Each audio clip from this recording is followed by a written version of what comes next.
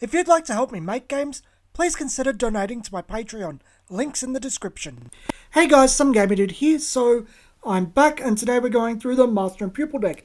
I will note yesterday I did mistake something and call Leader Legion. Sorry about that. Just honest mistake. I was really buggered yesterday, and I'm trying to get these all out by Christmas produced, because I've produced a couple of the videos for before Christmas now. So we start today with the 3 cost, 2 strength Tayuya. She has Last Stand and she gains +3, which is, Last Stand is really bad. They die after the ability, except I've talked about Tayuya before. She's actually really good. When she dies, she chooses an opponent's battle with 3 or less cost and kills it. So she actually benefits by having a synergistic ability for Last Stand. I really like her. And as a Guardian ability, she chooses an opponent's battler with 3 or less strength and kills it. She's a really good card. Not amazingly so, but at least she actually benefits off of the Last Stand ability. I think this is a much better design than what we saw last time.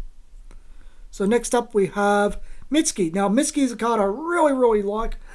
4 cost, 4 strength. When it fights, your battlers gain recovery, so they can't be destroyed while attacking. And when they're destroyed, when he's destroyed I should say, you get an EX card, and as a Guardian ability, draws your card. So he means that all of your cards are much harder to get rid of. Your opponent actually has to attack into them. They have to use an ability to get rid of Mitsuki. Now 4 strength, Mitsuki isn't terribly hard to get rid of. No, I think there's enough power down abilities that I think Asuma gets rid of him straight off. I think there's a few other cards, and attacking into him isn't that big of a deal because the rest of them just become vulnerable afterwards. And he is pretty well balanced. He has to make himself vulnerable to do this because the Sentinels will not protect him. And so long as we don't have blocker, he's vulnerable. But yeah, I think he's really good. It's just that caveat of he does make himself vulnerable. But I think it's worth it. I think the card is so strong that it needs that balancing. I like it a lot. Next up we have Kimimaro himself. 5 cost, 4 strength. He has reinforcement, so when he dies, you summon a battler with this cost less than him from your hand, and when he's destroyed, you choose any battler on the field, and it gains reinforcements, which is pretty decent. You have to have something on board that can attack on the same turn he can attack, and you want to attack with both of them to make this fully worth it and have the cards in hand. There's quite a few stipulations to this, but it's not the worst card in the world. It's not the hardest thing to set up. And as a Guardian ability, it gets you an EX card, which is yay. But, yeah. Reinforcements, I just wanted to double check something about it. Just a sec. Because it does chain into extra battlers. So if you destroy it for your own extra battler summon, you can use it to replace him on the board. And because he's destroyed, he'll set off his own ability, which will give the other one, you're probably doing a 2 tribute most of the time, to get another thing on the board. So you use 2 cards to summon 3, and I think that's pretty cool. And as a Guardian ability, he gets you an EX card. So there's that, it's +1. Next up we have Sarkon. Continues the 5 cost, 4 strength. When he comes out, you choose a battler in your graveyard, return it to your hand, and time threshold of 3. So if you give your opponent 3 time or more, he does it again, which is pretty good. And his Guardian ability, if he's destroyed, he goes to your hand, which again is pretty good. There's better cards than this for 1 more cost in here, to be honest. Sarkon is a worse choice than another card in here, but he's not bad by himself. I'll leave it at that. Next up we have Orochimaru, who sets what feels like a cycle of 3 cards.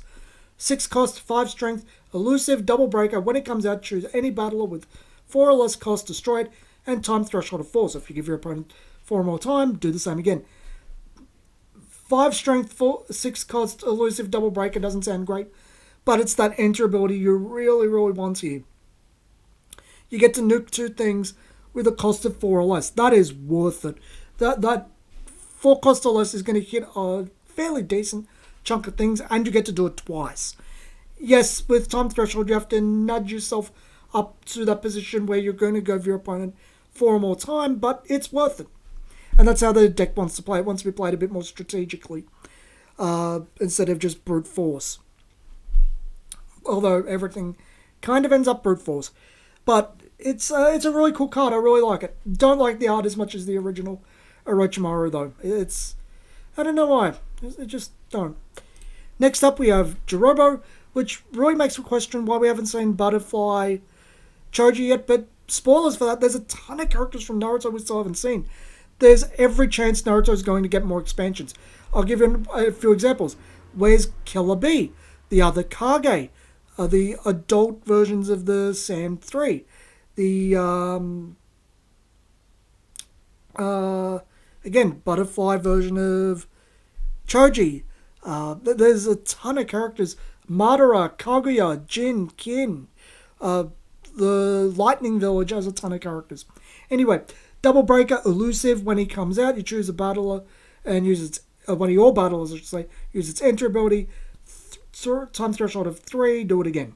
So, get to use an enter ability twice. I actually think it's really cool with Orochimaru, though. You use Orochimaru, start picking off their board, and then go, Jirobo, I'll do it again. And again. That's kind of fun. There's some fun to be had there.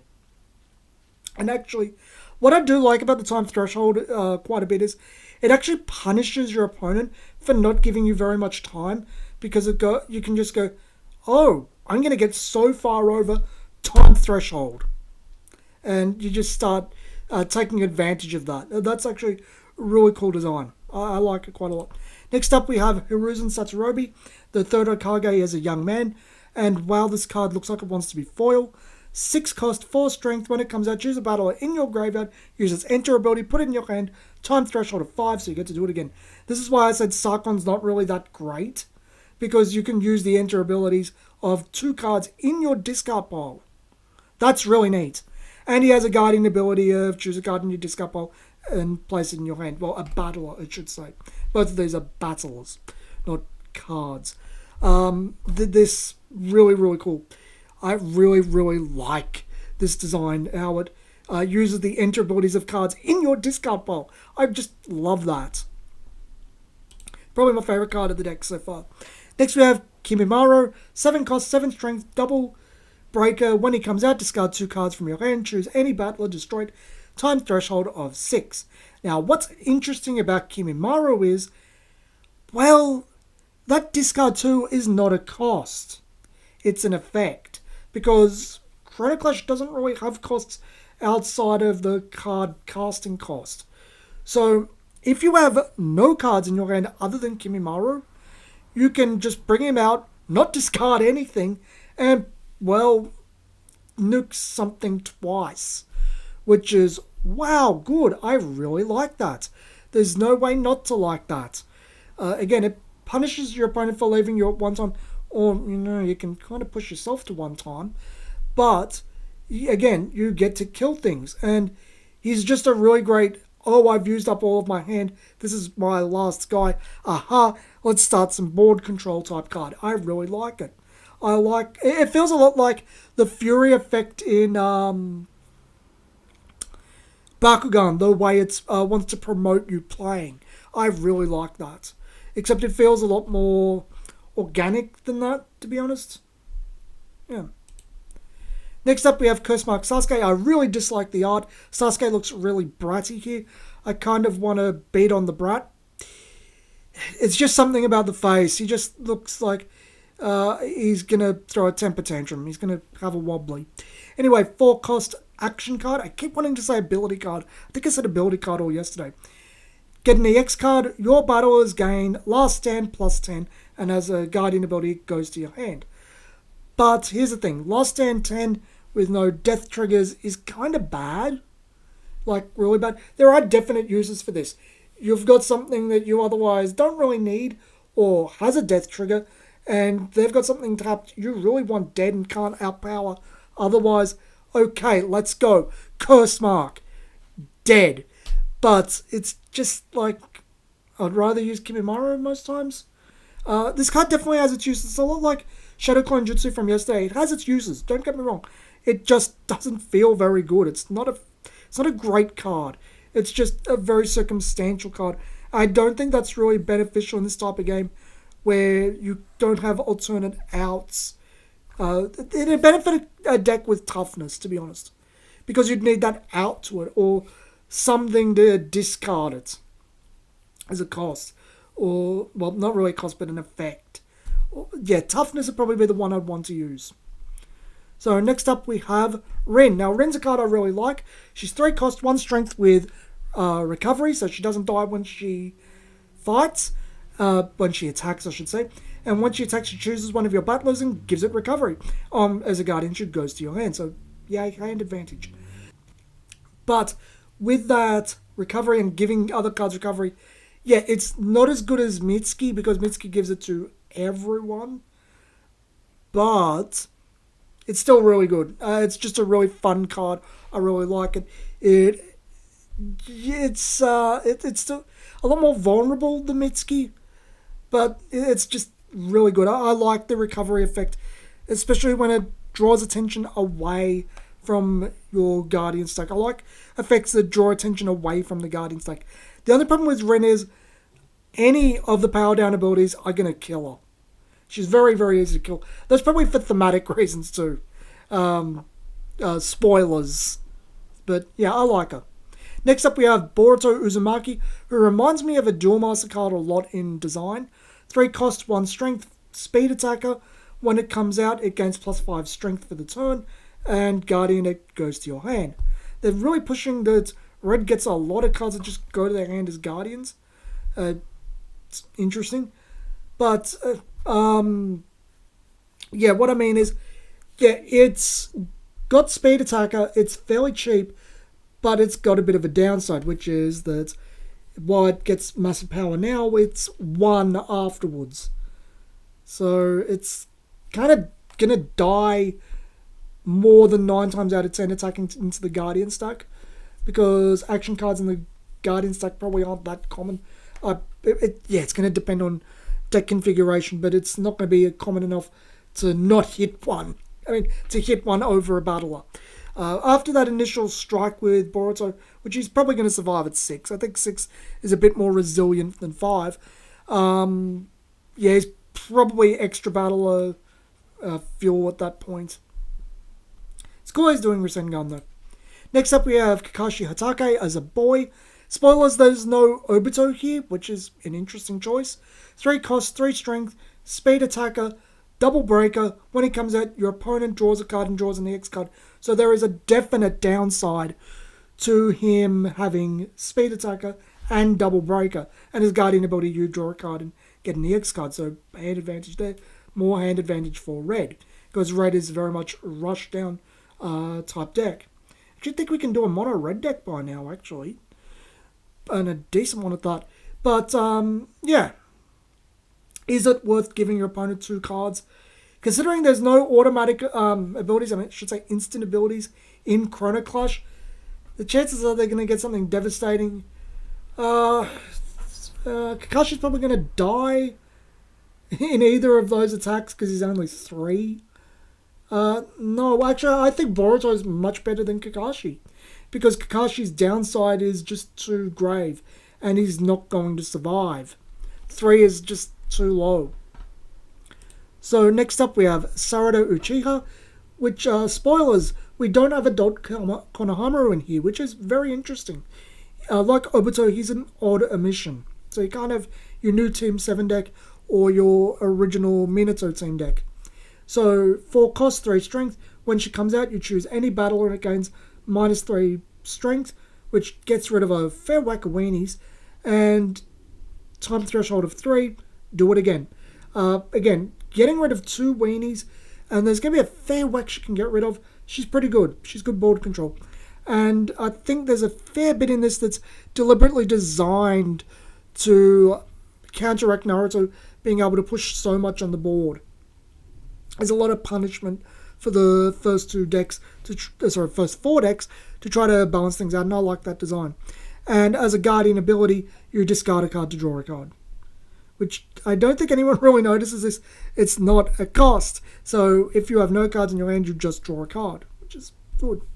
But there's not very many times in Chrono Clash you're not going to have a card in your hand. It doesn't defuel the hand as much as you'd think. So next up, we have Minato Namikaze. 5 cost, 4 strength. When it comes out, you choose any battler with 3 or less strength and kill it. When he's destroyed, he does the same. And his guardian ability, he does the same. A battler with 3 or less strength gets bounced, not destroyed. So, yeah, comes out, dies, and his guardian does roughly the same, although bounce is nowhere near as good as destruction, especially with so many enter abilities. I don't think bounce is really good at all. Although, if you want to reuse your own enter abilities, I'm just saying. I don't mind Minato, it's just that 3 or less strength, not much with that. I'd honestly just rather use Sarada, to be honest. I think Sarada's better. I mean, she's how much cost again? 4 cost, so she's 1 less. She can get rid of... She's a bit more versatile. I think I prefer Sarada. Next up we have Anko Mitarashi, before she became heavyset. We'll leave it at that. 6 cost, 5 strength, enter ability, choose a battler with 4 or less strength, bounce it, and time threshold of 4. Again, these decks are leaning heavily into enter abilities. We already had quite a few good enter abilities. This is only good if you want to reuse your enter abilities. I don't think it's actually a good card at all. I think it's actually really bad in this meta. If there was a lot more battle cards that their effects when they attack, should be really good. But with so much that doesn't do that, I don't want to set off my opponent's enter abilities, to be honest. The only way it really works is with Sentinel, to be brutally honest. And I don't think Sentinels are that prevalent in the meta. Next up we have Naruto Uzumaki at the end of the series with 7 cost, 5 strength, recovery, which, yeah, that's thematic when he becomes Ninja Jesus, more or less. Enter ability, choose a battler with 5 or less strength and kill it. Do it again. 5 or less strength is going to kill a fair few things. I think Naruto is definitely worth it. And as a guardian ability, it gives you +1 time, which is actually not that useful, to be quite honest. It has to be 2 or more time to be useful. But, yeah, that enter ability and that recovery, I think is worth it. I think he's actually really worth it. 5 strength is going to kill a fair decent. But at 7 cost, maybe you'd just rather use Kimimaro. Maybe you'd just rather use Orochimaru. There's a fair few other decent things to choose, but I think 5 strength might target a few more things. You'd have to see how the meta plays out and choose to the meta, but for sealed, it's good. We're still not up to the extra battlers. With Jiraiya, 7 cost, 7 strength, double breaker, recovery when it comes out. Choose one of your battlers, untap it, and threshold of 3. I don't really care for this card very much. Much because the only reason you'd untap your battlers in this manner, giving your opponent time, is that you don't want them attacked. And most people go for the jugular of the Guardian stack anyway. So I actually don't think he's good. If we had blocker, if we had blocker, you could attack with something with blocker and then untap it afterwards. But until that happens, I don't see it. It's not versatile enough. The double breaker and recovery is probably much better than his actual effect. It's just at 7 cost, you're not going to get the chance to attack again, and the time threshold, you've already given your opponent time. So, yeah. Poor Jiraiya, still hasn't got a good card. So, 5 cost, action card, Sage Art, Bath of Boiling Oil. All battlers gain -4 strength, which is, I think this is our first field wipe of any sort. 4 is going to clear out a lot. It's worth 5. You're probably going to hit 2-3 cards with this. And it draws you a card as a guardian. But the thing is, your board has to be ready for this with either cards that you don't want that are 4 or less, or that you're already going to use them for an extra battle or something. It's actually not that bad of a card. It's just circumstantial. Circumstantial is how I'd put it. But yeah, it's definitely got some uses. And it's interesting to see our first field wipe. Next up, we start the extra battles with Kabuto Yakushi. Speed attacker, double breaker. When it enters, you discard a card, choose any battler and kill it. 6 strength. Again, that's if you have a card in your hand you don't want. It's more or less turning it into Neji.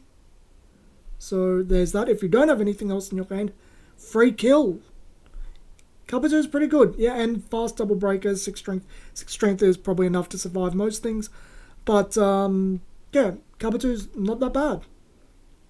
I actually think he's pretty decent.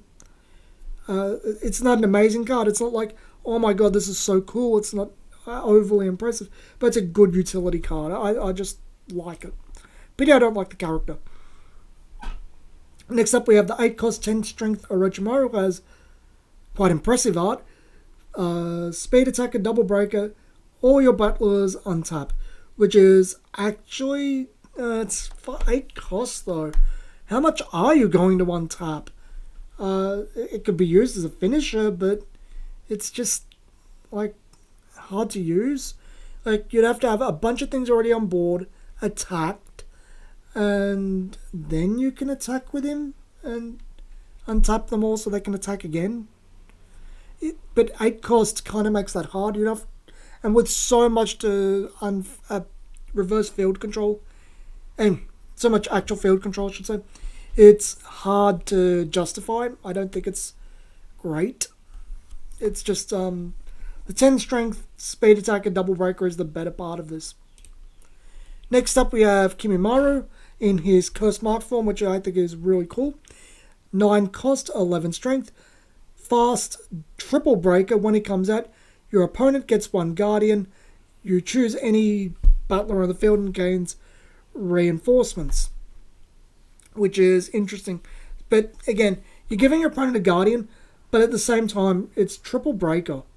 So even if you give your opponent that 6th guardian, he's still clearing out half of them for you. There's the only circumstance where he's not doing, he's actually a disadvantage, is if your opponent has 3 guardians, because you would have set them to 0, now you're going to set them to 1. But I think 9's a bit steep, but, and you only get that reinforcements ability once. Hard to use. The fast triple breaker is probably, and the 11 strength is probably the best part about him. It's a shame. I don't think he's amazing. And there's not enough. Give your opponent guardian. Give your opponent guardian. Oh, I milled you out to make a deck of, because even with a 50 card deck, which I think is our minimum, it only goes down to 40. You've got 40 cards to stream through between draws and milling and giving your opponent guardians. You're not going to do it. So, next up, we have Sasuke Uchiha, who has 3 cost, 4 strength, speed attacker, and quadruple breaker. Now, given that you can give cards, what's it called? Oh, what's that effect? Recovery in this deck very easily, and Sasuke is really cheap and really low. He's amazing. All of these cards that say it must be destroyed as a guardian to use their guardian's effect, they don't work if they're not destroyed. They just go to the discard pile. So he can't kill them, but they're gone anyway. And he's going to clear out 4. And at 3, he's very cheap to summon.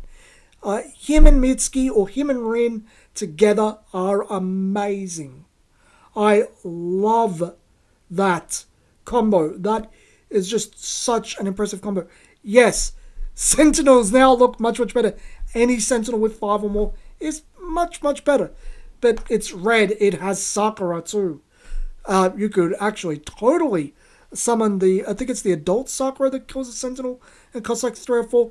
Nuke her for Sasuke, because of course we're going to kill his wife to summon him. And he comes out and just goes, basically all your shields are gone. And Ren or Mitsuki's like, and you don't die. It's amazing. I really love that whole deck. That's the key part of this deck. I really, really love those 3 cards, I should say, and Sarutobi Sensei are probably my favorites in the deck. Sasuke impresses me on the same level as Tobirama and Hashirama do. So there's that. Sasuke, finally, a really, really great card that impresses me. Happy with that. And finally, we have Jiraiya. At least I believe this is the final card. 6 cost, 5 strength, double breaker. Comes out. Choose one of your guardians, tap it. Choose any battler, and it gains -5 strength. So, I didn't mention this yesterday, but the tap down abilities, you can set off your sentinels without attacking with them. So the tap down cards do have something of another use. It's an interesting use. It's a use. But what's cool here is you can reuse that sentinel and kill something off. Yeah, he doesn't have fast, which, yeah. He's got double breaker and he's 5 strength. And at 6, you can probably get him out. Reasonably card. It's not an amazing card by any regard, but it's not Sasuke. It's not our boy Sasuke. But it's pretty good. Anyway, I think that's it. So let's just... Nope, we have one more. I should really look at the numbers down the bottom before I say anything. Anyway, I think have I talked about this Naruto before? Because it's pretty crappy. If I haven't, here we go. 7 cost, 7 strength, Naruto Uzumaki. When it attacks, it gains -2 strength and stands back up. In Vanguard, this would be a great card to a certain degree. In Chrono Clash, that's terrible. Because it attacks, it goes down to 5, untaps. Attacks again, goes down to 3. The only reason you would ever use this is to clear out your opponent's board of battlers. As soon as you're attacking the Guardian stack and it's an unknown entity, what you're attacking, anything with multi-breaker abilities is just so much better, it's unimaginable. Naruto is a shit card. Naruto is genuinely terrible. Naruto is probably one of the worst cards in Chrono Clash, right up there with the original Last Stand cards. He is genuinely that terrible. Thank God we have Sasuke here to pick up the slack. The Leaf's hidden Hokage. Anyway, that's been it for today. I think both decks look like a lot of fun. I think they have a lot of promise. I like the new abilities. I actually can't wait to get my hands on them. God hope the bloody distributor here gets them here soon, because I think they've been sent by sea again. I'm not expecting to see them till Evangelion comes out. I kind of expect them to be in the same shipment. Anyway, hopefully they're as good as they look. They really look good. And this has been some Gamer Dude. Thanks for watching. I'm looking forward to this. I like having something positive to look forward to. Yeah, there's a few duds in here, but yeah. See you guys next time.